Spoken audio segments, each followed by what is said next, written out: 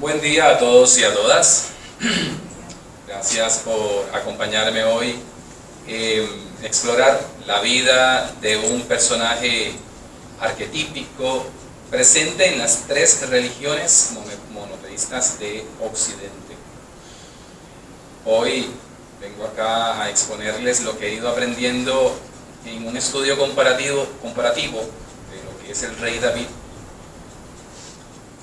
Hoy en la actualidad la moda es cuestionar todo lo que existe.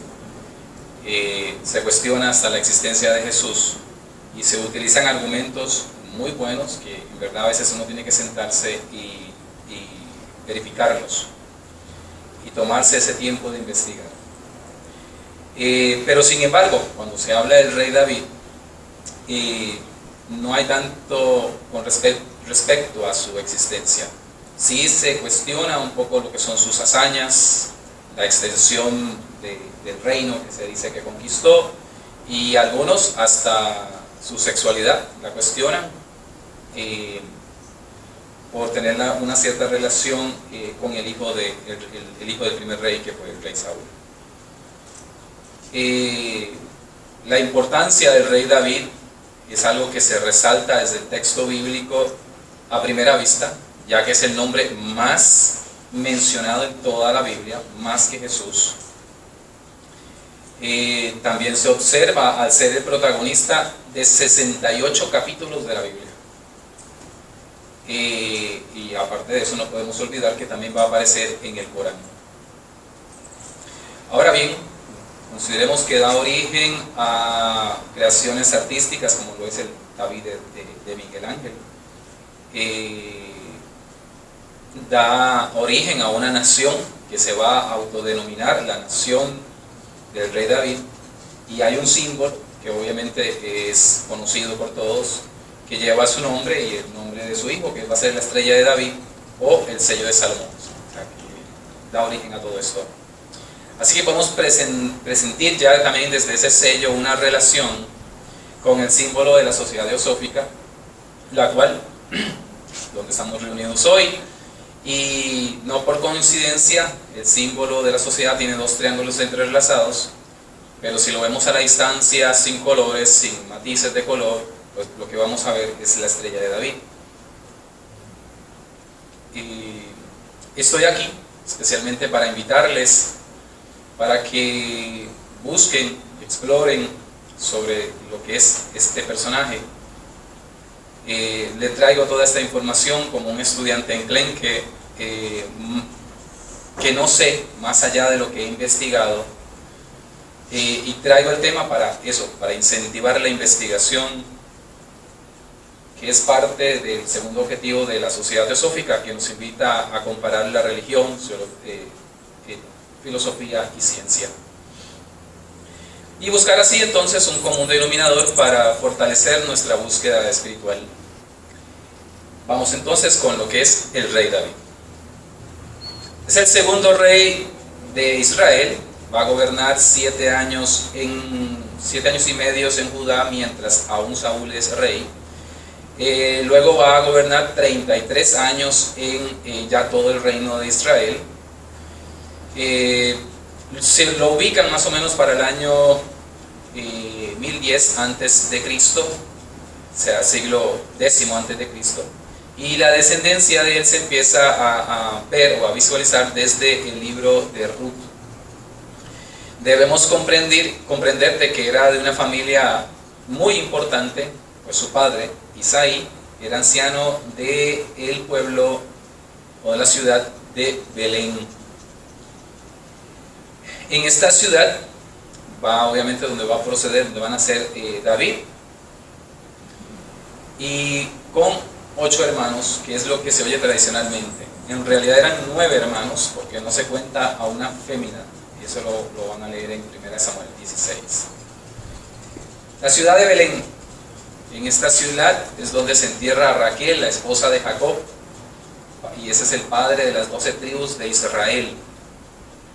Es la ciudad de Boz, que se va a casar con Ruth, y Ruth es la bisabuela de David. Ya luego el profeta Miqueas es el que va a anunciar que en Belén es donde va a nacer el Mesías. David como rey llegó a tener 8 esposas, muchas concubinas, pero su primera esposa fue Mical, que es la hija del rey Saúl. Ella es el personaje que luego lo va a despreciar a él cuando él va a danzar desnudo frente al arca. Y entonces con Mical él no va a tener ningún hijo. Con las demás esposas sí. Y Moab va a darle a Amón, uno de los hijos. Moaca le va a dar a Absalón, este es el hijo que le va a sacar las canas al rey David. Tamar, y otra hija que se llama Tamar. Tiene a Eduí, tiene a otra que es la madre de Zafatias. Tiene a una esposa que se llama Abigail, que es la madre de un hijo que se va a llamar Daniel, que no es el mismo Daniel que luego se ve en la Biblia. Y Betsabé, que va a ser la madre de 3 hijos: Simea, Sobab, Natán, y obviamente el hijo más famoso, que es Salomón. O sea, es la madre, se llama Betsabé. Betsabé va a ser también recordada porque es la que el rey David va a mandar a matar al esposo Urías. Cuando hace esto, que manda a matar a Urías, ella quedó embarazada, y ese primer hijo que tuvo con Betsabé, ella lo abortó. O sea, que ese hijo no nació. No es como mucha gente dice a veces que es Salomón. No es el primer hijo que tuvo. Las esposas pueden decir que ellas gobiernan, pero eso es cuando sus hijos llegan al poder, porque van a ser las mujeres con experiencia detrás del gobierno. Y esto va a ser importante después en el texto para entender, por ejemplo, los problemas de gobierno que va a tener el rey David posteriormente. La primera característica tradicional de David es que cuando era niño cuidaba las ovejas. Se caracterizó por ser bueno, hasta el punto que él era el que enfrentaba a los leones, a los osos. Todo eso lo van a leer en Samuel 17. Se va a caracterizar porque es músico, toca el arpa. Ahora bien, como es mi costumbre, para no perder mucho la práctica, voy con un chisme de farándula. Estoy hablando desde un aspecto histórico. Después de que voy explicando ciertos aspectos históricos, voy a ir pasando al aspecto místico. O sea, que voy a ir en ese proceso, del proceso histórico al proceso místico. El rey Saúl está complacido con este muchacho que llaman el rey David. Pues el rey Saúl tiene ataques de ansiedad, y quien lo tranquiliza es David con el arpa. Además, el David es el que viene y vence a un gigante, y lo aclama todo el pueblo, porque es el que vence al gigante que nadie puede vencer. Y lo aclama todo el pueblo. Bueno, en realidad el chisme es que no lo aclama todo el pueblo, lo aclaman las mujeres del pueblo. Entonces, y ellas comienzan a cantar, hacen un cántico que se llama Saúl mató a 1000 y David mató a 10.000. Y esta cancioncita es la que le va a traer un problema grave a el rey David. Le va a sembrar un celo, pero aún así lo sigue tolerando porque es el preferido del pueblo, Saúl. Saúl no se puede deshacer de David tan fácil. Trata, obviamente, en ataques de ansiedad 1 o 2 veces de cariño, trata de matarlo 1 o 2 veces también, así que David tiene que estar siempre atento a los arranques de ira del rey Saúl.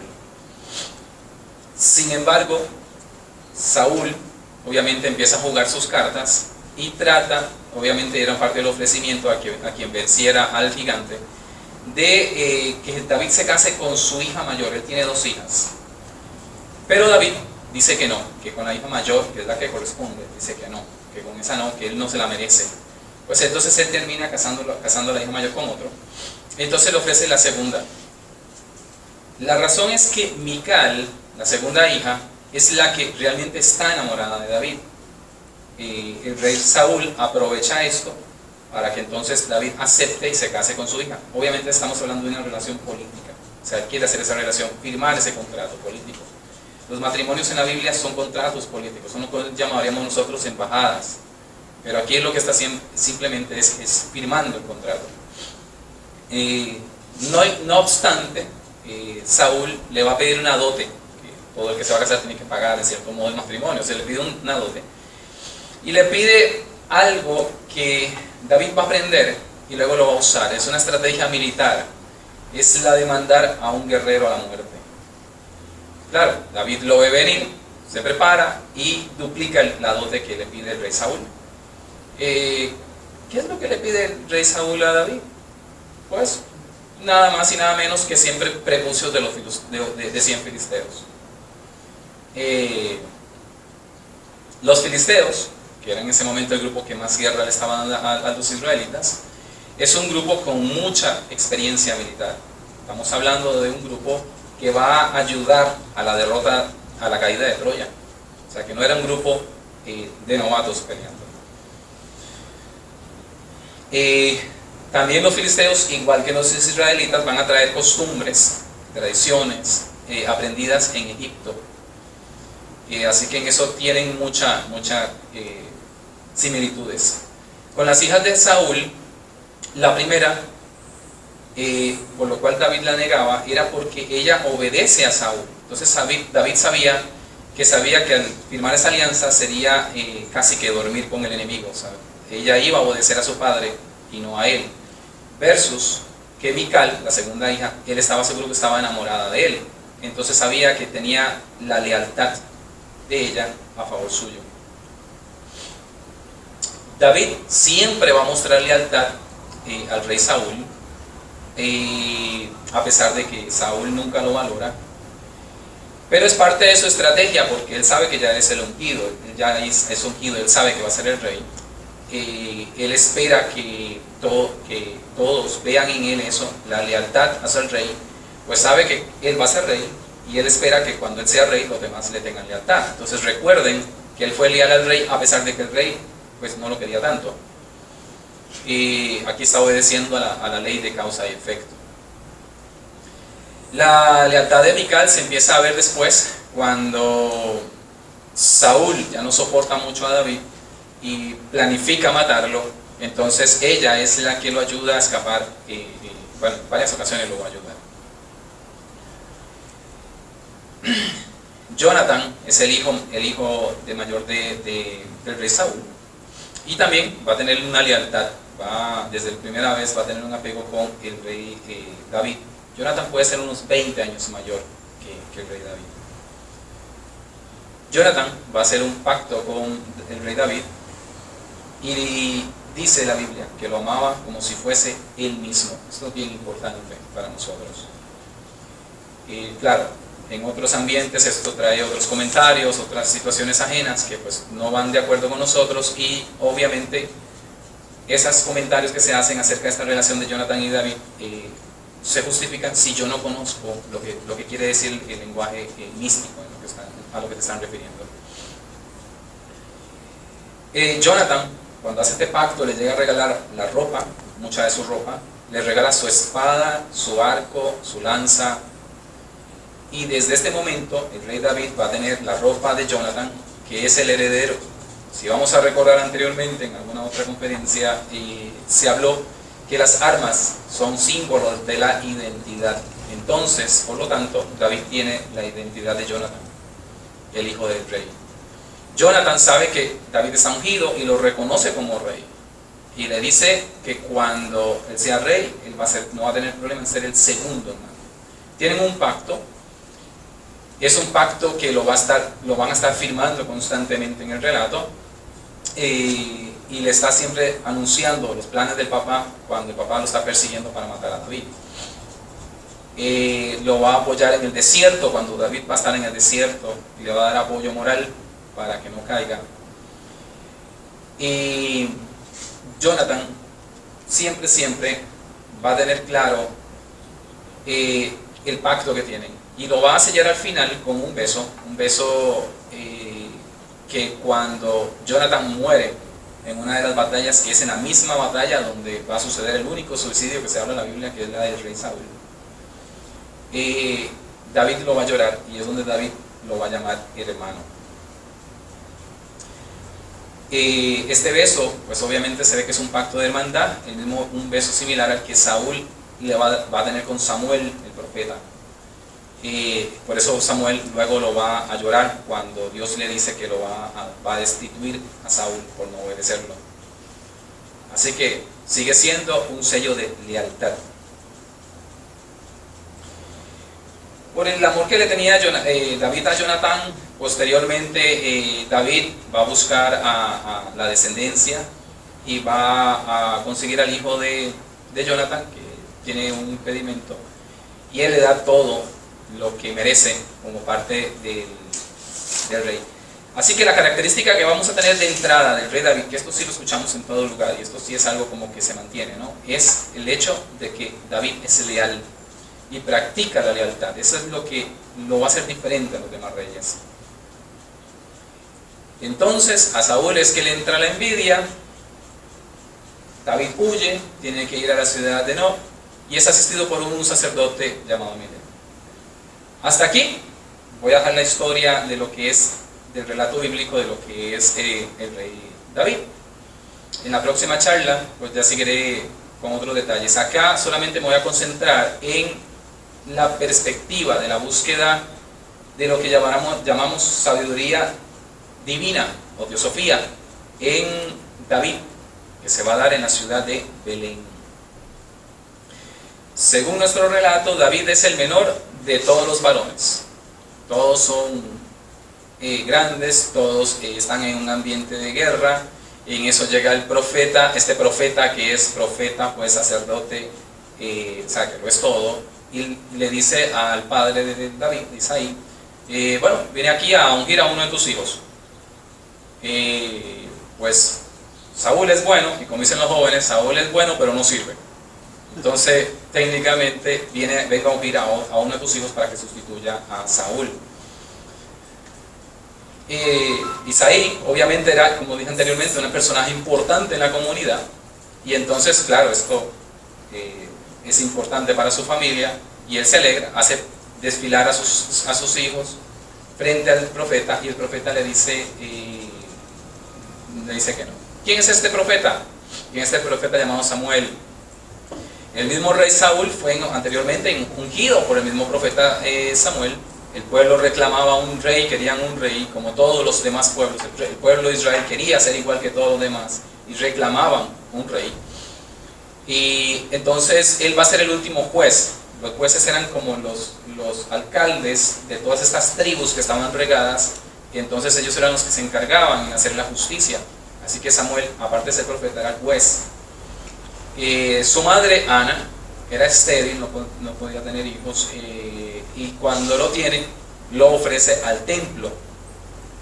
Así que él va a ser formado como sacerdote desde niño. La historia de Samuel comienza ya a revelar prácticas paganas, o lo que llaman algunos paganas, en el sacerdocio israelita. Esta historia de una mujer estéril, que no puede tener hijos, que puede ser visitada por mensajeros divinos, profetas, sacerdotes, es constante en la Biblia, es algo que se va a repetir.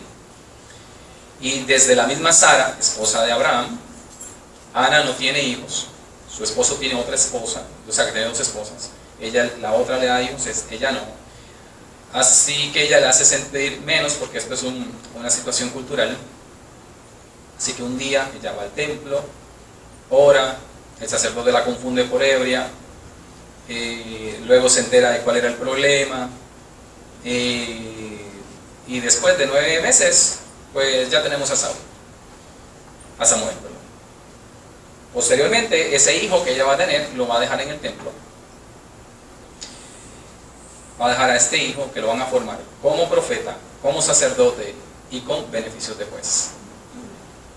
Lo va a formar Elí, el mismo sumo sacerdote que recibió a Ana. La grandeza de Samuel es tanta que todas las 3 religiones, al menos, lo comparan con el mismo Moisés y con el mismo Aarón. Moisés y Aarón, como podemos recordar, son los fundadores de lo que es el Pentateuco, los primeros 5 libros de la Biblia. Y si recordamos, Moisés fue formado como faraón en el culto de Amón, y también tenía cierto secretismo con las ideas israelitas, que no están bien estructuradas en ese momento. Aarón va a ser el sacerdote y mano derecha de Moisés, y ellos dos van a ser los personajes que sacan al pueblo de Israel de Egipto. Ahora bien, estamos acostumbrados a escuchar que el pueblo de Israel era prisionero en Egipto. Lo cierto es que sí estuvo 400 años, entraron 75 y salieron muchos más. Bueno, no había televisión, así que pues no es lo que va a pasar. Pero algunos historiadores no van a considerar al pueblo de Israel como prisionero. Lo van a considerar, ni lo van a considerar tampoco tan sumiso, sino que van a llegar y van a hacer un tratado con Egipto y van a ofrecer un servicio. Pues este pueblo, el pueblo de Israel, se va a caracterizar por algo. Es un pueblo guerrero, es un pueblo que tiene una experiencia militar apta. Son lo que nosotros llamaríamos hoy en día mercenarios. Annie Besant, en su libro El cristianismo esotérico, nos va a empezar a mencionar que la línea de formación ideológica del pueblo de Israel obviamente tiene su raíz en este Egipto de Israel. Moisés comienza a unificar la fe y va a crear esta fe que se va a llamar obviamente el judaísmo, práctica o religión que va a practicar el mismo Jesús de Belén. Tenemos claro que los 10 mandamientos, como lo hemos visto en las películas, surgen en las manos de Moisés. Sin embargo, no podemos creer que Moisés la ideó, se le ocurrió de un momento. Si recordamos 400 años antes de Moisés, hay una historia de un José, que es el niño que lo venden sus hermanos, y llega a ser subfaraón, si se puede decir de ese término. Pues ese José faraón, 400 años antes de Moisés, se va a casar con una sacerdotisa de amor. O sea que por 400 años se fue tejiendo algo que sale de Egipto en la mano de Moisés. Moisés va a dirigir un pueblo guerrero, se va a caracterizar por un estilo de combate único, superior a todos los demás pueblos. Tanto así que muchas de las mismas estrategias del pueblo de Israel en la actualidad han sido utilizadas en combate. Por ejemplo, la técnica de guerrilla fue totalmente desconocida para los Estados Unidos en la guerra de Corea, pero es la técnica que va a usar el pueblo de Israel contra los muros de Jericó. Entonces son técnicas que ellos tenían muy practicadas y que superaban al resto de los pueblos que los rodeaban, a pesar de que era un pueblo pequeño comparado. Todo este conocimiento técnico, práctico, militar, quien lo maneja y quien lo transmite son los sacerdotes. Es un pueblo dividido en tribus, hasta Samuel, ¿sabes? El pueblo que se va a mantener siempre en tribus, los jueces son los que lo van a ir unificando, tratando. Hasta la época de Samuel se va a mencionar un grupo que se lee y casi nadie le pone atención, y es el grupo que Annie Besant va a subrayar mucho, y es la escuela de los profetas. La misma Blavatsky también lo va a subrayar. En la Biblia también se oye la traducción de la compañía, de la compañía de los profetas, y la cual también, claro, en este momento que aparece en la Biblia, quien la va a dirigir es el mismo Samuel.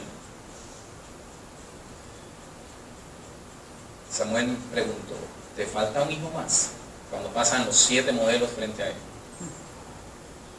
Y Isaí le responde: sí, falta uno, está con las ovejas.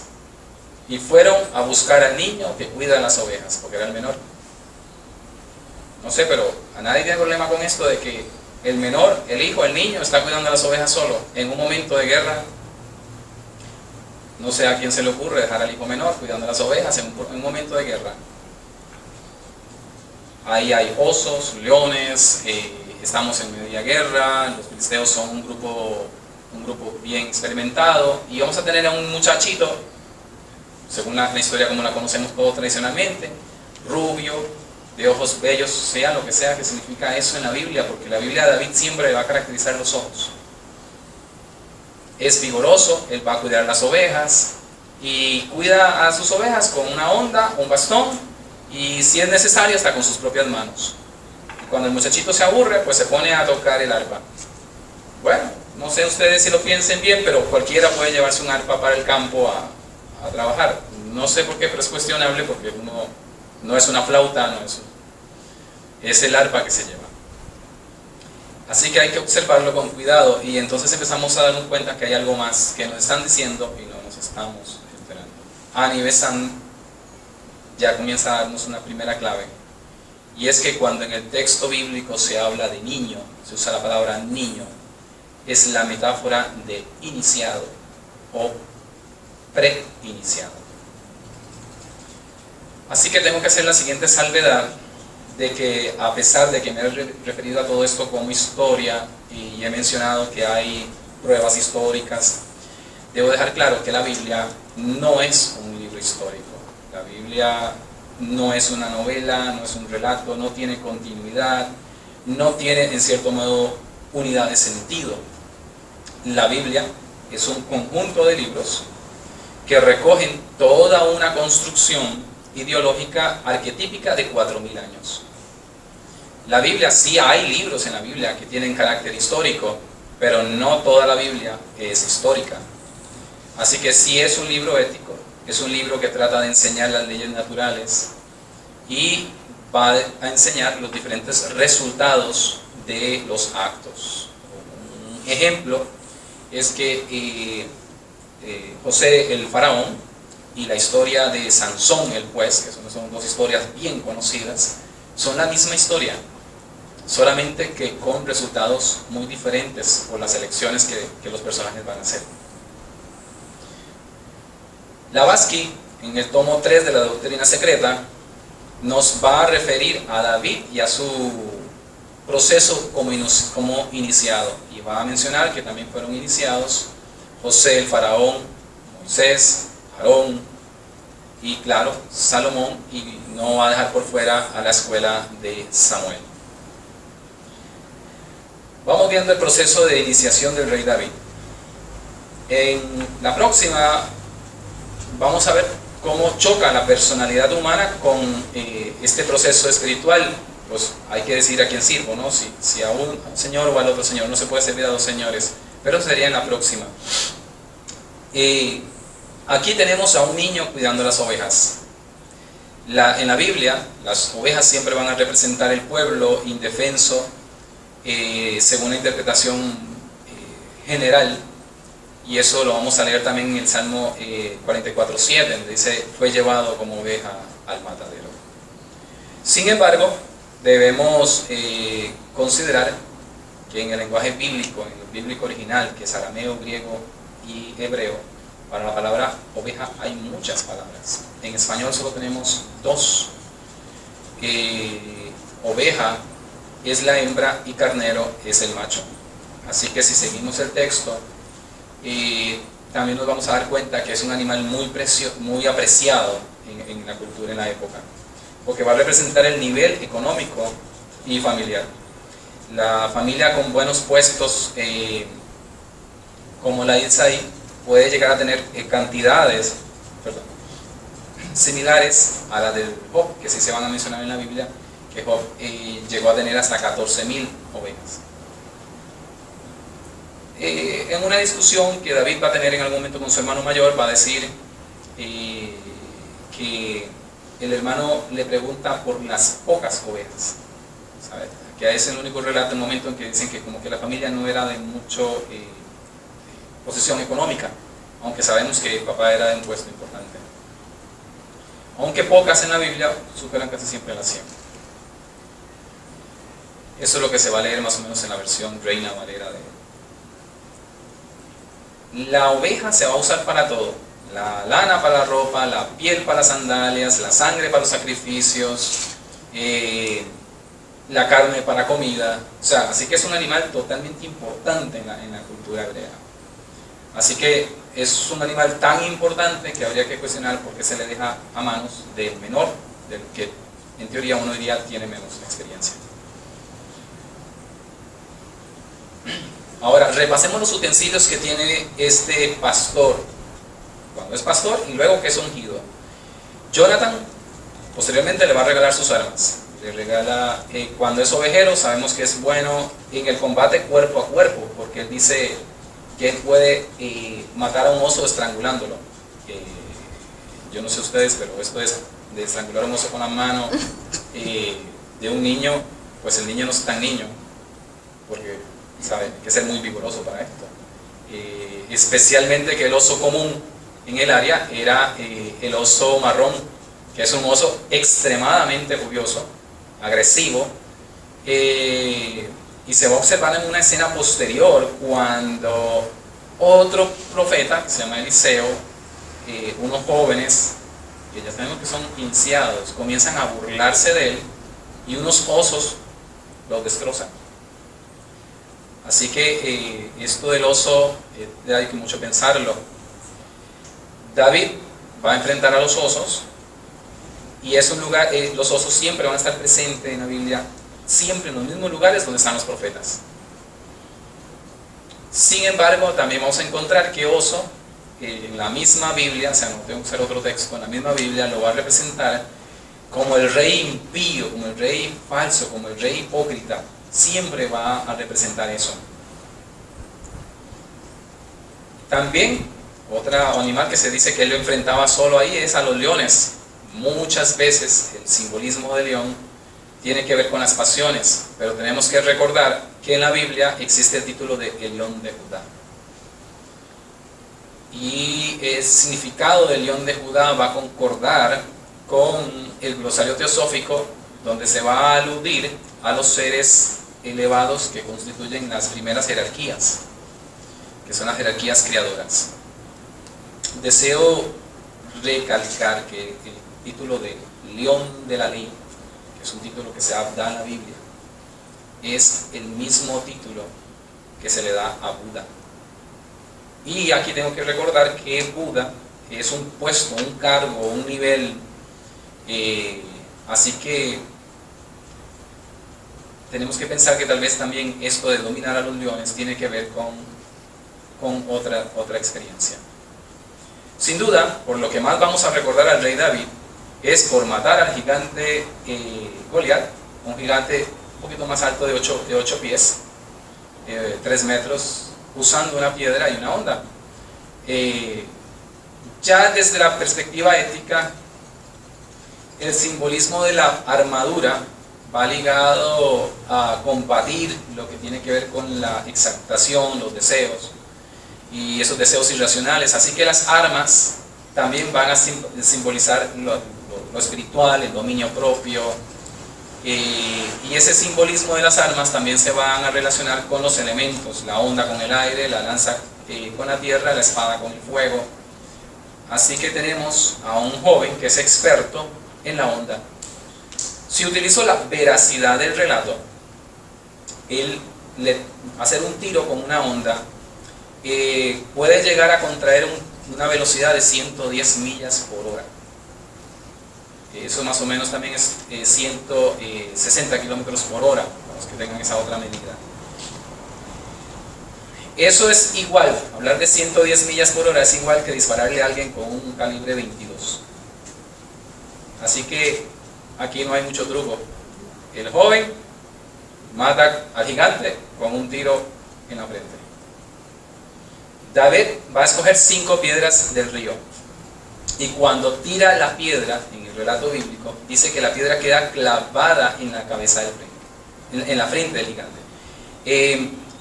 También tengo que recordar que el gigante tenía un casco de bronce. Entonces, vemos el nivel del impacto. Sin embargo, mi interés de desmenuzar, de cortar todo esto así en pequeños elementos y sustraer los diferentes significados, para el mismo significante, es para llamar la atención a una curiosidad de investigar, porque tenemos una historia trillada donde el poder divino lo pone donde no está. Mucha gente pone el poder de divino en la piedra y que Dios llevaba esa piedra y un montón de historias por ahí. Pero buscamos el poder divino donde no lo está y no lo buscamos o no sabemos dónde buscarlo. La sabiduría divina, o teosofía, está presente. El pueblo israelita tiene un alto conocimiento militar, es un grupo guerrillero que se liga con varios grupos errantes en el desierto. Se reconocen como muchos pueblos, siempre se van a reconocer los pueblos en el ámbito arqueológico por el tipo de armas que utilizan. En la época de David es el tránsito de la época del bronce al hierro, así que el pueblo israelita, al ser experto, va a buscar la mejor tecnología y ellos van a utilizar en combate casi siempre la lanza y la espada, el pueblo de Israel. Pero si tú tienes un arma de poco alcance, pero que evita el confrontamiento físico, eso te da un cierto nivel de superioridad tecnológica. Todo ello te lleva a deducir que alguien tuvo que enseñarle a David. En ese relato de la gran pelea contra Goliat, está en juego la libertad del pueblo. Ambos grupos, filisteos, israelitas, son grupos expertos en pelear. Entonces Goliat comienza a retar al pueblo de Israel por días, por 40 días. Reta a todo mundo, le piden que bajen. Como dije, ambos grupos, o sea, no son novatos. Aquí se está dando, si leen el relato, de que tenemos los dos pueblos, están en dos montes altos, están arriba. Y Goliat baja al valle, reta en el valle, 40 días está haciendo esto, sube y baja y reta a quien baje. Los dos pueblos son expertos, saben que el primer equipo militar que baje, pierde, porque el otro va a estar en ventaja desde el punto alto. Así que aquí hay como que un reto de lo que está pasando, por eso es que no baja el pueblo. El pueblo de Israel está formado en momento de combate, lo que está esperando es la oportunidad, pero no puede bajar porque el primero que baje, ese pierde. Es un juego de ajedrez. David es el que acepta el reto, decide ir sin armadura. Claro, en las historias nos lo van a pintar como valentía, pero tiene toda una estrategia de lo que está haciendo. Toma las piedras lisas, va y mata a Goliat, pero la misión de él es provocar que el pueblo filisteo baje. Siempre el que baje primero es el que pierde. Así que él tiene que provocar que el pueblo filisteo baje. Así que lo mata, decide cortarle la cabeza, robarse las armas del filisteo, lo cual es suficiente para provocar que el otro pueblo baje a rescatar las armas del otro. Y esta historia de un guerrero frente a dos ejércitos, porque aquí tenemos a David solo en el medio, no sé si a usted le parezca conocida, pero es una historia épica, una historia que se va a repetir, una historia que funda lo que son las identidades de pueblos. Por ejemplo, en el Bhagavad Gita, ahí tenemos a Arjuna frente a dos ejércitos. Arjuna es acompañado por Krishna, David es acompañado por el profeta Samuel. El profeta es el que va a tener esa experiencia, tiene esa experiencia íntima con Dios. El ungido es el que tiene la relación con Dios, como Jesús es el que tiene relación con Dios. Y aquí Cristo, obviamente, es un puesto que nos va a recordar también el mismo término de Buda, o sea, que en esto hay ciertos paralelismos. Entonces, vamos a tener aquí la relación de maestro con discípulo. Como mencioné, niño va a ser sinónimo de iniciado.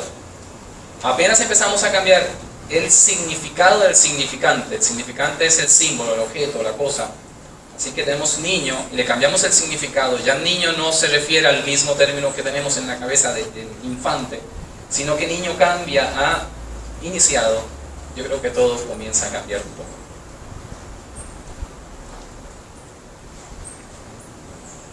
David va a enfrentar a un gigante, lleva un arma más adecuada, Al mismo tiempo, David va planificando cómo él vence al gigante, tiene que quedar como héroe frente al pueblo y no puede faltarle al rey. O sea, que tiene toda un debate de cómo hacerlo. Así que esta estrategia que él va a inventar no la aprendió cuidando ovejas, eso es evidente. La figura de David va a tener muchos arquetipos y lo va a ayudar a unificar lo que es la identidad de un pueblo. Para los israelitas lo van a ligar a Moisés, pero para los griegos David se liga con Orfeo. Solo para refrescar, Orfeo es el hijo de Apolo, toca un arpa y es el que calma a las fieras con el arpa. Se enamora de una musa y tiene que ir a rescatarla en el inframundo, es decir, se enamora de una mujer imposible, tema que tocaré posteriormente. Así que tenemos a un David preparado, iniciado. Debo considerar que existen unos mitos orfeicos que entran también acá, que específicamente es entrar en trance utilizando la música. En el relato bíblico, Eliseo, lo que te mencioné anteriormente, va a entrar muchas veces usando esa técnica, entra en trance danzando.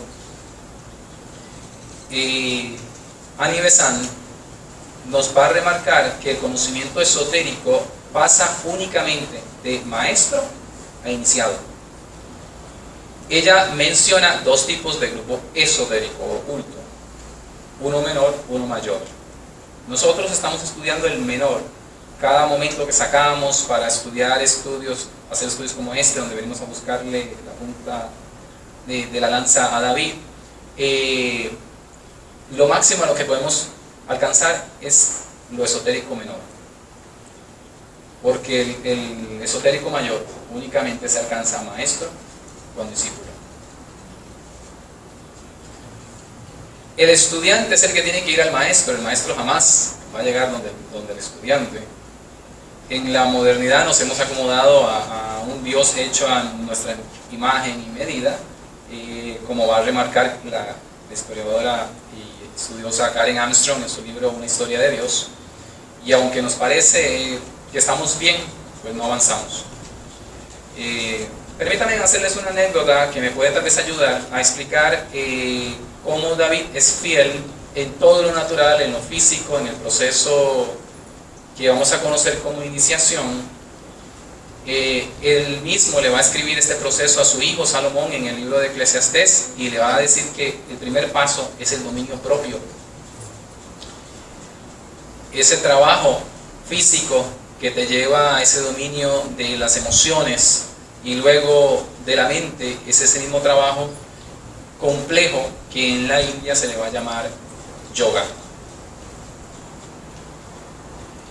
Tengo una amistad, me dice que va a correr un 5K, 5 kilómetros, 5.000 metros. La persona me comenta que ya va a correr en un lugar y pagó, está entrenando, ya pagó la entrada, y entonces la persona viene y me dice, pues como ya yo pagué, tengo el derecho de decir que soy atleta, voy a correr un 5K. Cuando me pide el asesoramiento, la primera pregunta que le hago es, ¿en cuánto tiempo hace la carrera? Me dice que lo hace, que corre de vez en cuando y que lo hace en un promedio de 40 minutos, más o menos el tiempo que usa para llegar ahí. Pues yo le dije que tenía un problemita y que tenía que cambiar la calificación, que lo mejor era que se autoclasificara como corredor, novata, principiante. Y me pregunta por qué. Le digo, bueno, un atleta, para que alguien se llame atleta en esa prueba, use ese título de atleta, tiene que bajar el tiempo de 18 minutos. Un corredor experimentado, o sea, no un atleta, un corredor con experiencia, lo haría en menos de 25 minutos. De 25 minutos para arriba es cualquier aficionado. ¿Por qué? Porque hay un tiempo establecido, hay un tiempo, hay ya un récord. El récord, por ejemplo, femenino está en 14:11 y el masculino en 12:36. O sea, si alguien se quiere llamar atleta, tiene que acercarse a esos números. Esto mismo es lo que sucede con David en Belén. Antes de conocer al al profeta Samuel, él está preparándose como iniciado. La iniciación se la va a dar Samuel, la primera se la va a dar Samuel frente a su padre cuando lo unge. David ya aprende a estar solo, sabe dominar sus miedos, sus deseos, sus pasiones, y es un proceso que está descrito en los primeros 6 capítulos por ejemplo, del Bhagavad Gita. David va a trabajar en la práctica constante hasta perfeccionar la técnica, como lo hizo con la onda. Esa perfección de técnica es lo que le va a dar a este personaje este trabajo personal, individual, íntimo, un trabajo esotérico, un trabajo que según Annie Besant todas las religiones tienen un apartado esotérico y todas comparten lo mismo en ese apartado esotérico. Así que hay budismo esotérico, judaísmo esotérico, cristianismo esotérico, y ahí todos van a compartir esta raíz, esta búsqueda. Mucho de ese conocimiento esotérico es considerado pagano por el lado público de las religiones. Lo oculto no se publica. Annie Besant dice que publicar lo oculto, publicar este tipo de enseñanzas sería como darle pan a quien no tiene hambre. Para ella, entre los personajes que ella va a resaltar que pertenecen a escuelas ocultas, va a ser Orfeo, obviamente por su práctica de la danza, que igualmente Pitágoras va a resaltar esa práctica. En filosofía, si ustedes tienen muchos filosofía, van a encontrar la escuela pitagórica, que va a rescatar la razón a través de las matemáticas y va a tratar de explicar la naturaleza del ser humano, superando el materialismo que había en la escuela única de la antigua Grecia. Las ideas pitagóricas van a nacer de las enseñanzas de Egipto, Grecia e India, que es donde se alega viajó Pitágoras. La época de Pitágoras del 582 a.C. Este año va a coincidir con el profeta Esdras. Estamos hablando 500 años después de la existencia del rey David. Esdras es el profeta, o es uno de los de la escuela de los profetas, ya que la escuela de los profetas ha tomado mucha fuerza. Y Esdras es el que se sienta y, podríamos decir, edita, acomoda los libros de Samuel, Reyes y Crónicas, que son los libros donde vamos a encontrar la historia del rey David. O sea que las historias del rey David son editadas posteriormente, más o menos unos 400, 500 años después.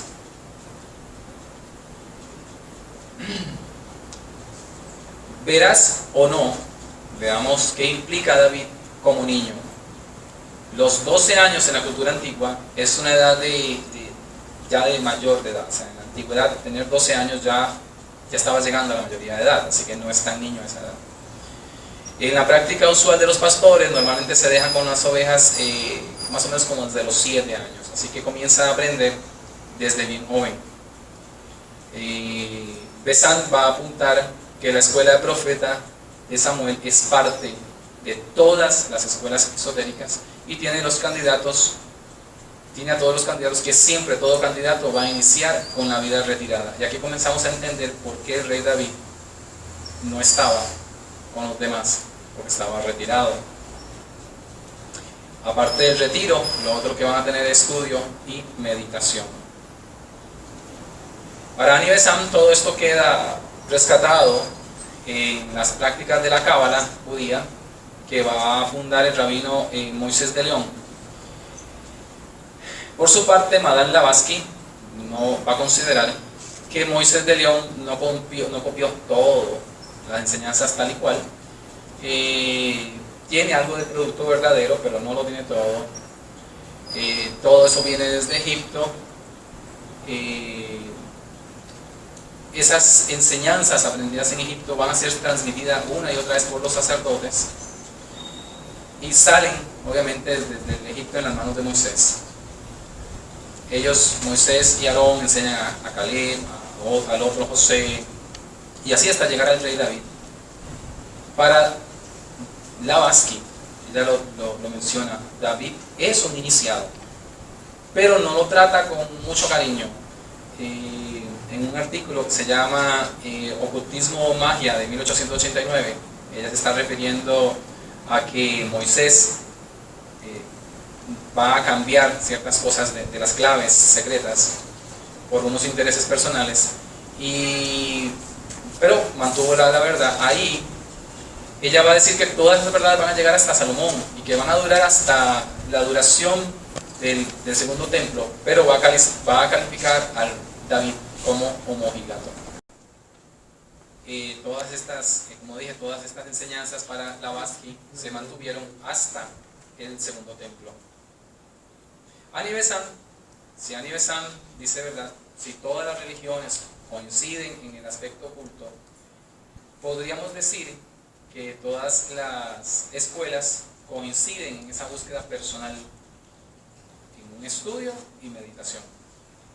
Annie Besant va a resaltar que en el Nuevo Testamento las palabras el círculo del círculo, el reino de los cielos, el niño pequeño y los perfectos, todo esto son palabras de iniciados. O sea, lo que quieren significar todas estas palabras es iniciado.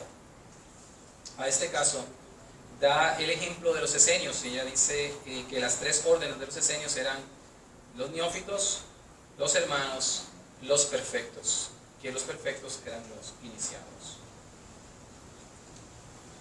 Pablo, cuando va a escribir a sus cartas, él se refiere a sus discípulos como que les tienen que hablar como niños. Claro, haciendo referencia, según Besant, a como iniciado. El mismo Pablo se va a referir a Timoteo como su hijo, obviamente a que es su discípulo y no su hijo natural, como algunos apuntan.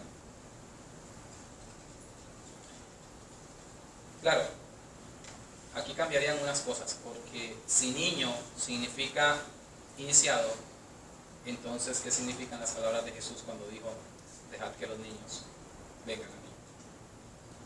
No significaría lo mismo que siempre hemos pensado.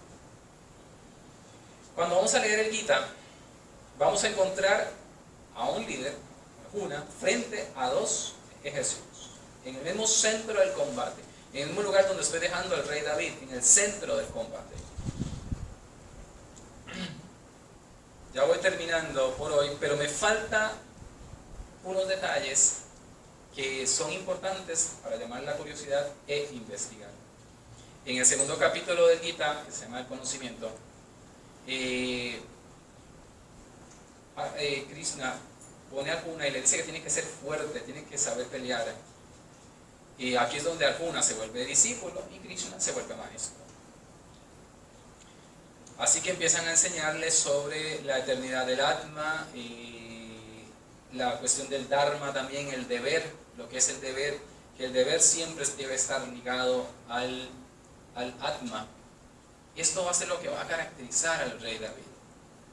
Alguien me preguntaba cuál era la importancia, por qué se decía que el rey David tenía el corazón igual que el de Dios. Y es que el rey David, como ser humano, obviamente falló, pero en eso estaba claro. Él tenía claro cuál era su Dharma. Estaba claro de qué era lo que tenía que hacer. Y él no faltó a su Dharma. También el rey David va a practicar, y se va a ver mucho en su práctica, lo que es el Karma Yoga, el justo centro. Él va a mantener hasta cierto punto, porque después, cuando llega a ser rey, el poder corrompe. Así que él sabe que no tiene que dejarse atrapar por el triunfo ni el fracaso, que es lo que lo lleva al frente de la pelea. Todo lo da ofrenda al divino. Por eso cuando él llega al combate, pregunta por qué nadie pelea con él, porque están ofendiendo a Dios. Si se lee ese relato con cuidado, usted se va a dar cuenta que Saúl, el rey número 1, siempre está hablando con el profeta Samuel, y él le dice siempre a Samuel, es que tu Dios A, B, C y D. Es que tu Dios A, B, C y D. Pero cuando es David, David no dice tu Dios. David siempre dice Dios o mi Dios. O sea, siempre está claro en esa relación personal, que no es la de Samuel con Dios, es la de él con Dios. Entonces, él siempre va a estar claro en este proceso íntimo, claro, por ser educado como fue educado por un sacerdote y ser educado como iniciado. Él sabe que tiene que luchar contra el apego, el temor y la ira.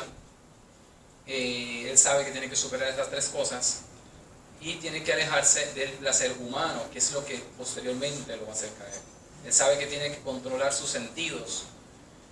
Esta idea del Gita de controlar, del equilibrio, Blavatsky lo va a tomar otra vez y lo va a rescatar en La Voz del Silencio, en sus últimas páginas, donde resalta que el iniciado tiene que tener ese dominio propio.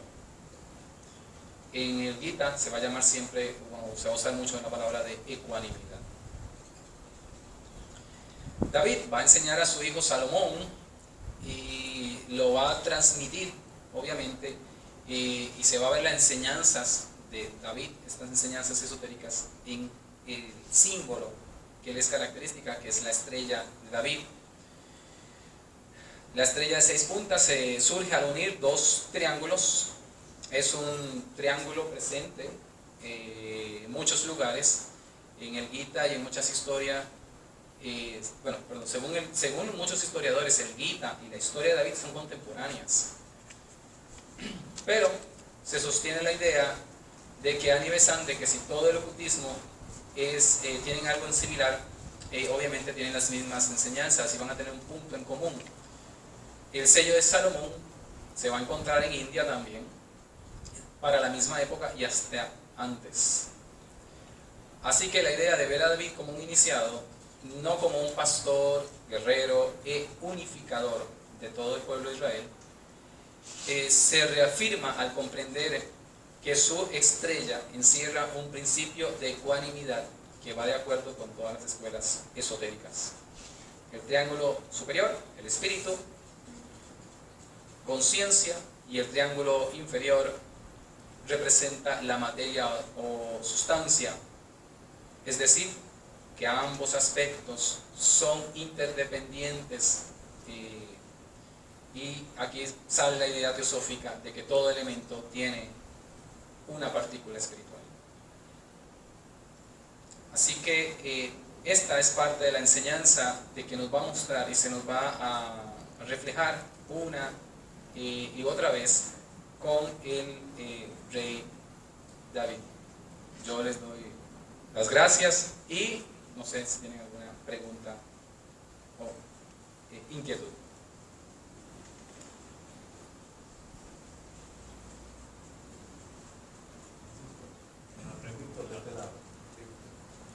¿Tú no puedes hablar entonces sobre la herencia de Salomón como una continuación de la vida? O sea, brevemente, o sea, ¿es Salomón de alguna manera heredero del conocimiento iniciático y a su vez es Salomón un guerrero, al igual que David?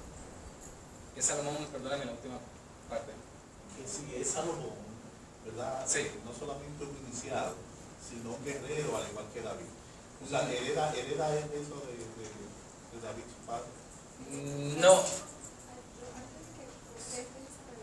Sí. Me gustaría darlo a lo que él está diciendo. Podríamos decir que es una versión mejorada de David.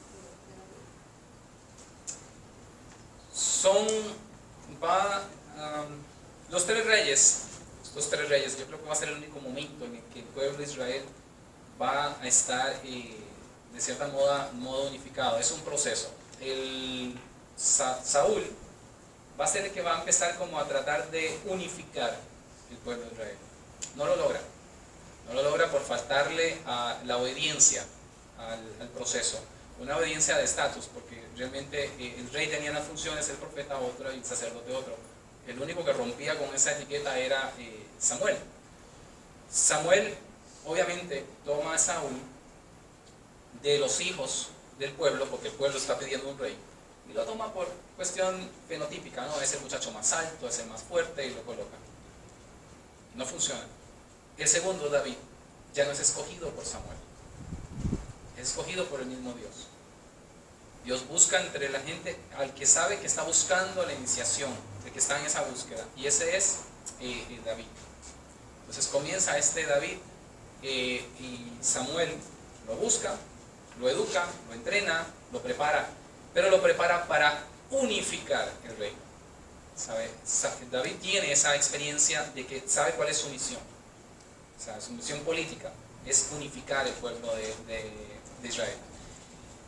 Cuando llega ya a Salomón, la misión de Salomón no es unificar el reino. Salomón tiene otra misión, que es sostenerlo. Una cosa es llegar a la meta, la otra es una cosa es ganar la medalla, la otra es sostenerla. Pues a él le toca sostenerla. Se nota de que el mismo David va a educar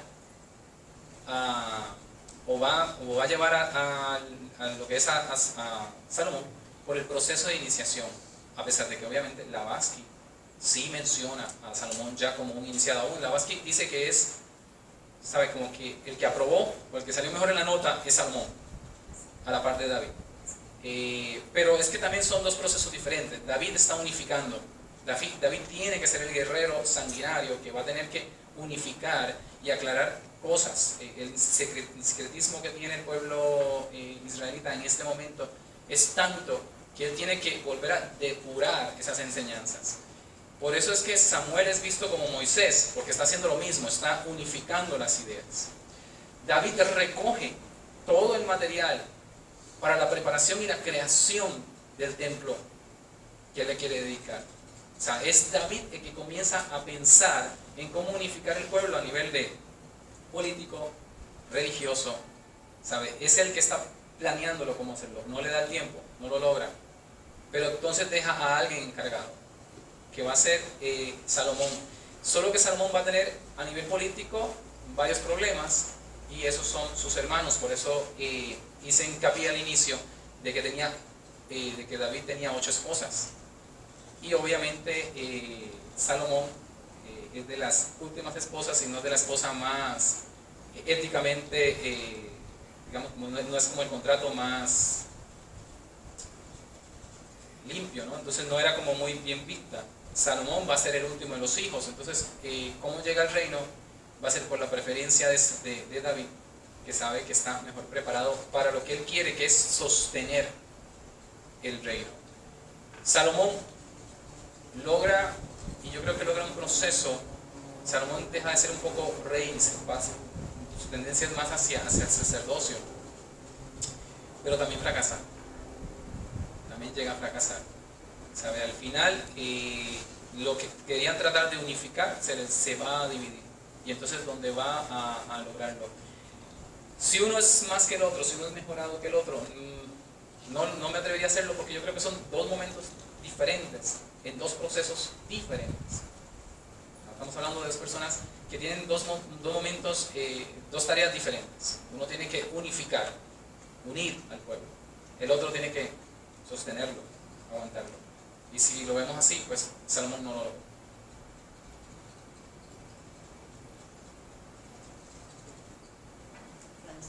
Sí.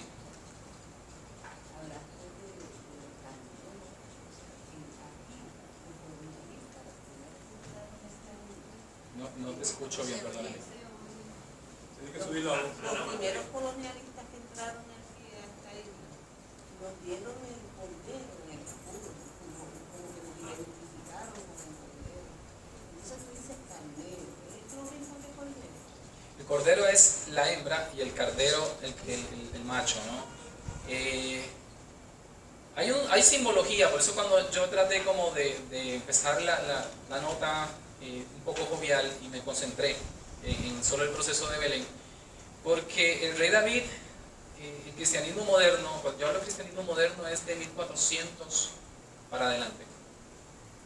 ¿Sabe? El cristianismo no es el mismo cristianismo de hace 500, 600 años, no es el mismo cristianismo antiguo, pero entonces el cristianismo moderno comienza a poner ciertas imágenes en el imaginario, ¿no? Entonces tenemos al pastor, al rey David, por ejemplo, a este pastorcito, joven, niño pequeño, y las ovejas siempre como el animal dócil, que es el pueblo que hay que llevar y educar y mantenerlo. Entonces hay un proceso ahí. También el hecho de que la imagen de lo que es la oveja o el carnero como la imagen de Jesucristo, ¿sabe? Es un proceso también nacido en el siglo XV, ¿sabe? Que es muy posterior. Entonces, cuando hablamos aquí de la imagen de la oveja, en el momento del rey David, lo quiero colocar más o menos como lo que sería hoy en día la cuenta de banco. ¿Sabe? Una forma de medir qué familia estaba en un puesto económico bueno o estaba en un puesto regular, era que si tenía ovejas o no tenía ovejas. No tienes ovejas, pues ya tú sabes cuál es su posición económica. Los personajes bíblicos, casi todos los personajes bíblicos, ninguno es de la clase media y mucho menos baja. Aquí todas son de clase alta y de la clase que va a dictar, yo diría, la moda, qué se hace y qué no se hace. No sé si te contesté con esa criatura. Pregunta. Sí.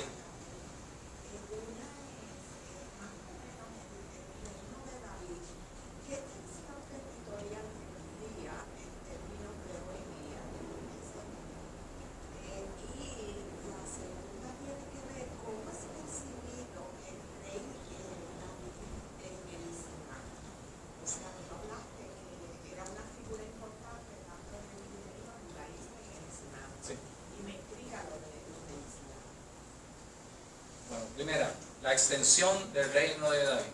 Eso es una de las cosas más cuestionables. ¿Sabe? La tradición religiosa judía y cristiana va a colocarlo casi, sabe que va desde el Éufrates, es un área extensísima de todo lo que es casi Medio Oriente que él va a conquistar. Cuando se habla del reino de Salomón, obviamente, unas cosas que se caracterizan son las 1000 esposas del rey Salomón. Si recordamos, ahí estaríamos hablando de que tuvo más o menos un proceso de, hoy llamaríamos de 1000 embajadas en su reino. Estados Unidos yo creo que apenas tiene 400 algo.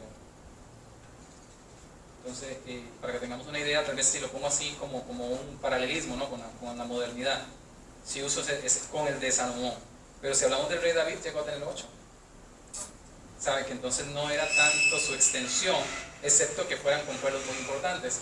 Pero como digo, el rey David estaba concentrado más que en la extensión y en la conquista de lugares, su mente estaba concentrada en unificar el pueblo, las 12 tribus.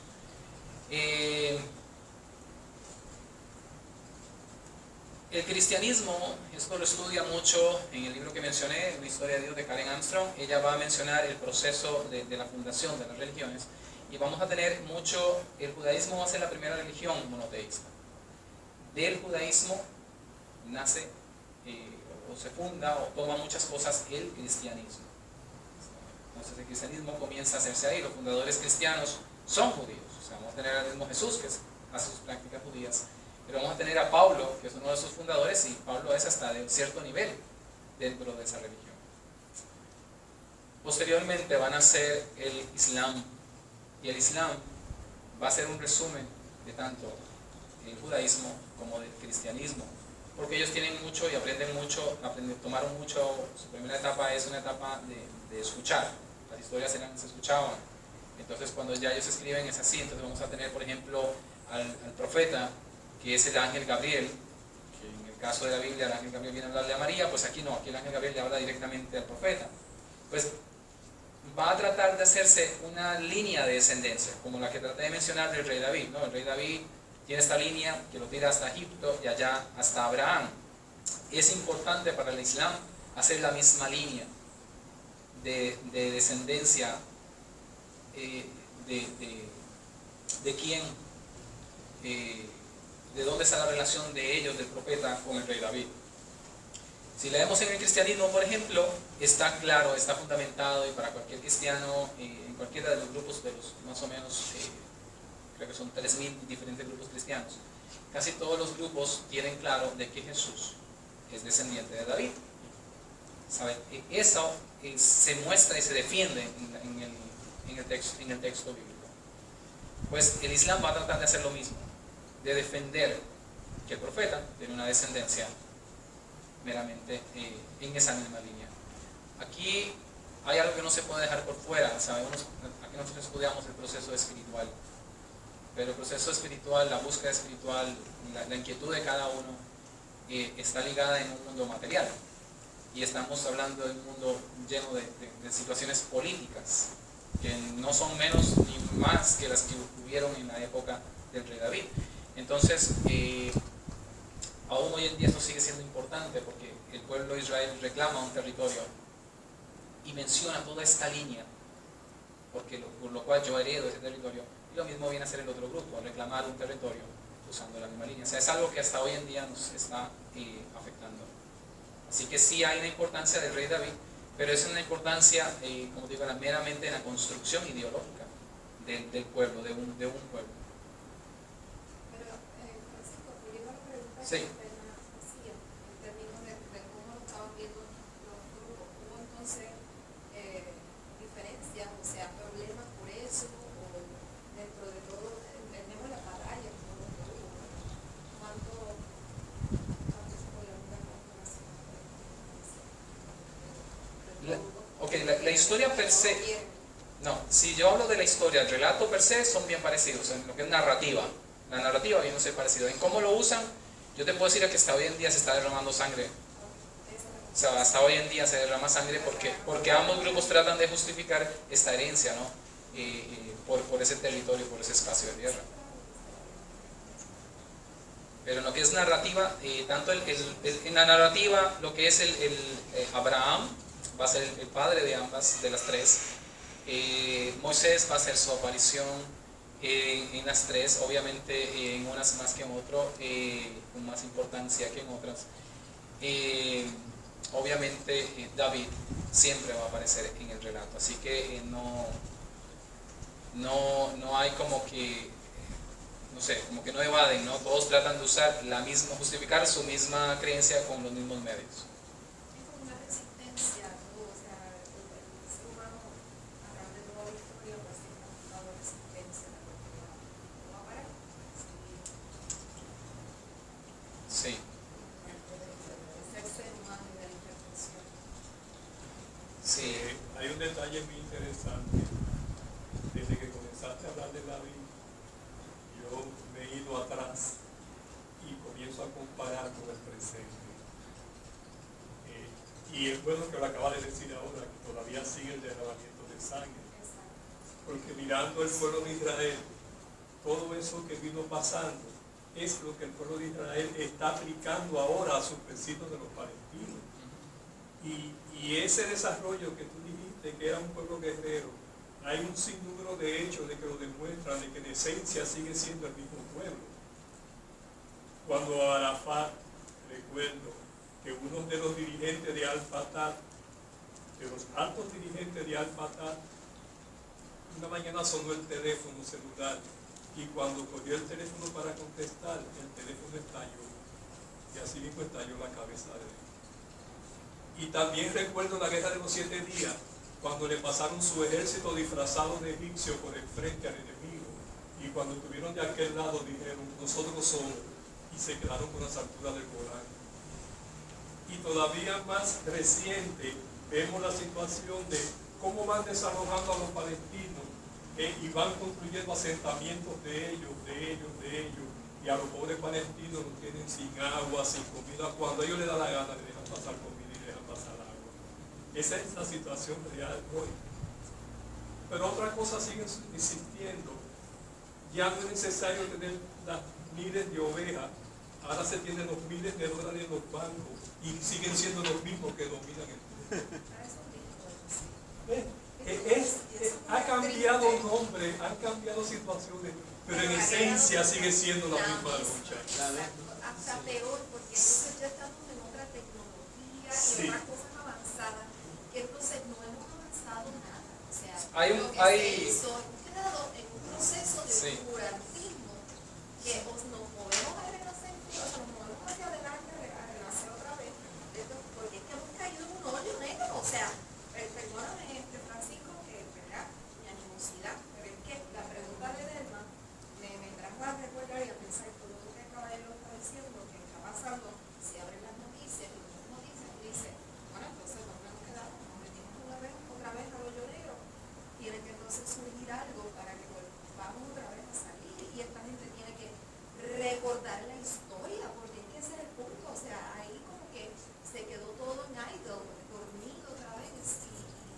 y la tecnología han probado, que son otras filosofías que se han dicho que venían, pero bien peligroso. Hay algo que es importante rescatar en el mundo espiritual, hay algo que es claro y hay algo que hay que tener claro, y lo que es el estudio esotérico lo va a plantear. La naturaleza reclama, la naturaleza continúa, la naturaleza, hace poco leía la historia de los que habían caído en un avión hace muchos años, creo que era en Perú, y cómo habían sobrevivido, y una de las notas de la persona decía: yo me di cuenta que la naturaleza es cruel, ella sale y se va, no importa en lo que tú estés, eres tú que te ajustas a ella. Igualmente, como traje la colación de lo que es la compañera que quería hacer el 5K, que ella se sentía atleta porque ya lo hacía en 40 y había pagado la inscripción, pero no había nunca verificado de que ser atleta había que dar un nivel, hay que dar un rango, hay que dar un nivel. Entonces la naturaleza y en el mundo espiritual es igual. El mundo de la guerra, el mundo de un guerrero, yo creo que solo los samuráis llegaron a entenderlo un poco más, tiene que ver con para ser guerrero no es saber matar a otro, es saber morir. Y para saber morir hay que saber vivir. Entonces, en el proceso de la búsqueda de algo más, muchos se han conformado con un pedazo de tierra, con una casa, no importa lo que pongamos ahí. Y es parte de la enseñanza que vamos a encontrar en el Bhagavad Gita, que va a ser un paralelismo, no solamente como dicen algunos estudiosos, que es casi contemporáneo con David, sino que van a ser un paralelismo hasta de enseñanzas. Si leemos el libro de Eclesiastés, vamos a ver las enseñanzas de ese libro, y es casi mucho parecido a los capítulos 6, 7, 8 del Bhagavad Gita. Entonces tenemos una enseñanza de lo que es la búsqueda de lo espiritual. Y cuando nos quedamos en el nivel de abajo, la naturaleza nos va a reclamar, va a empujar, nos va a pasar por encima, porque no estamos en la ruta, en el camino que nos toca.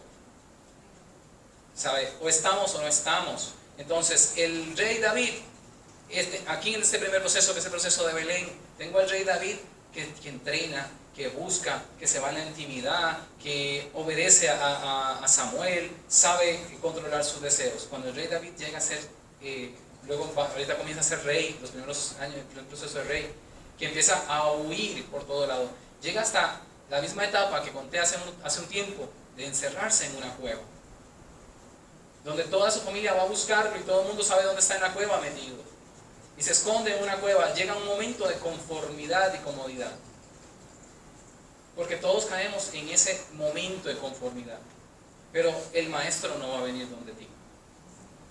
Nosotros tenemos que ir donde el maestro, y es el proceso personal donde entonces comienza esta búsqueda de buscar y encontrar.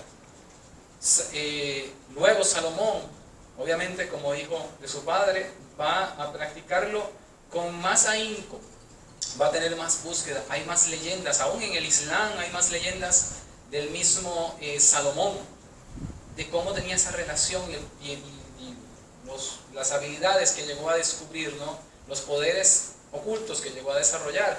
Hasta existe un evangelio apócrifo llamado el Evangelio de Salomón.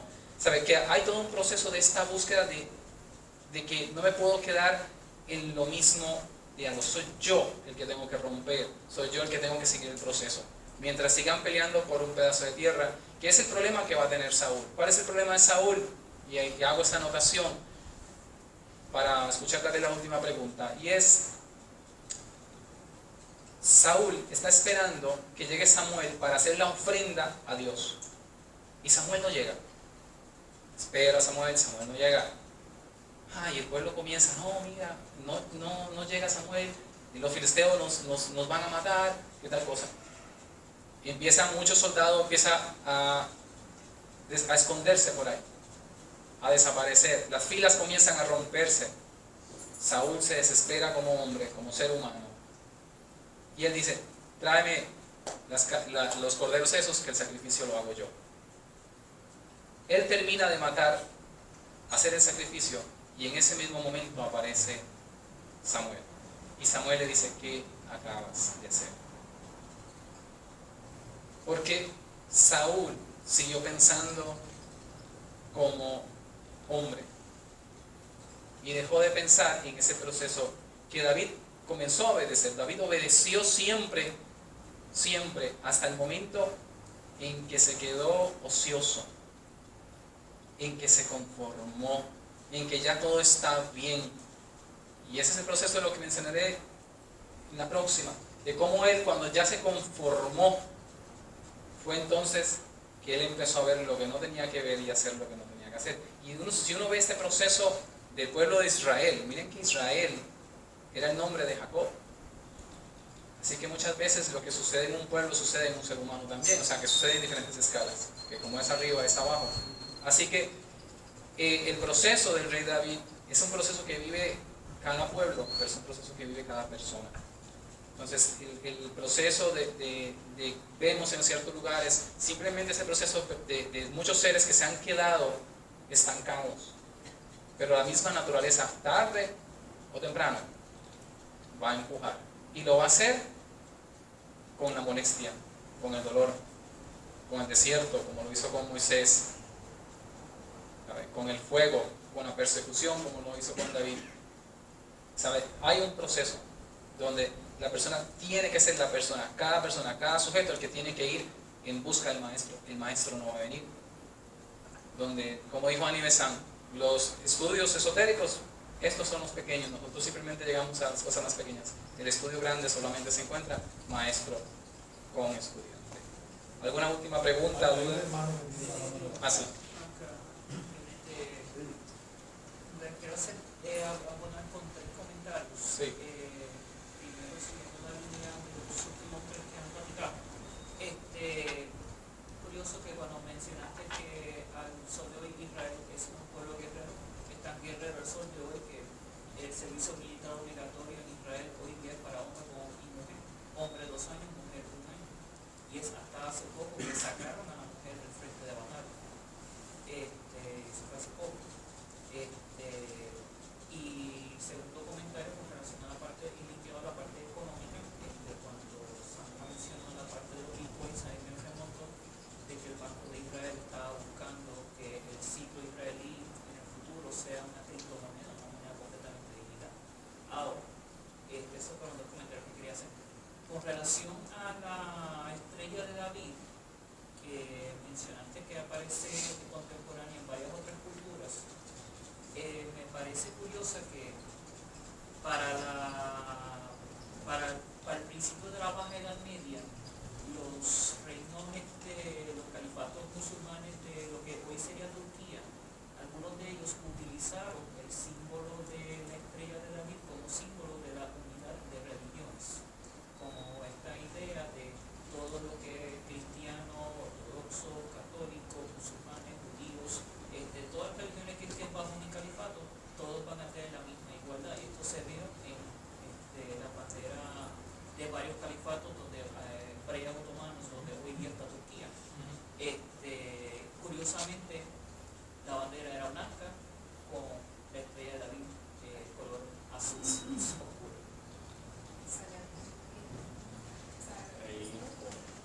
Una más y la última, por favor, la hermana Tel.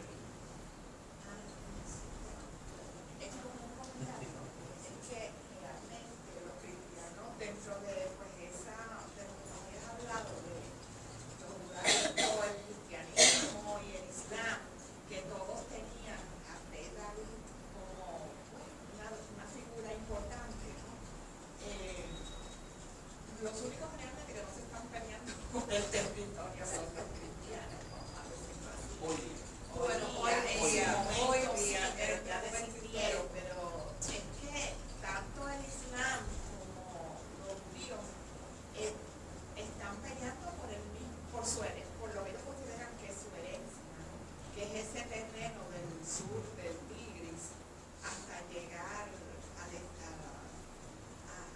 bien al sur, o sea que es lo que comprende Siria, Jerusalén y Jordania. O sea que ese era el reino prácticamente del reino. Esa franja hacia el Mediterráneo. Bueno, cuando básicamente perdona que Una interrumpa. más y ya, porque Sí. estamos bastante. Cuando vemos el éxodo, dentro de la Constitución